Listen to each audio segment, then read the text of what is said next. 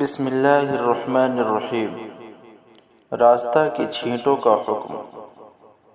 برسات وغیرہ کے زمانے میں راستوں کی جو چھینٹیں کپڑوں پر لگ جاتی ہیں ان کے بارے میں یہ تفصیل ہے کہ اگر کوئی ایسا شخص ہو جس کو کسی ضرورت سے بار بار ایسے کیچڑ والے راستوں پر جانا پڑتا ہو اور اس کے لیے ہر مرتبہ کپڑوں کا دھونا دشوار ہو تو ایسے شخص کے حق میں ضرورتاً راستہ کی چھینٹیں معاف ہیں، اگرچہ وہ زیادہ ہی کیوں نہ ہوں، اور انہی کپڑوں کے ساتھ اس کی نماز درست ہو جائے گی۔ لیکن اگر کوئی ایسا شخص ہو جس کو بار بار راستوں میں آنے جانے کی ضرورت نہ ہو اور وہ ان چھینٹوں سے بچ سکتا ہو تو ایسے شخص کے لیے تھوڑی بہت چھینٹیں تو معاف ہوں گی،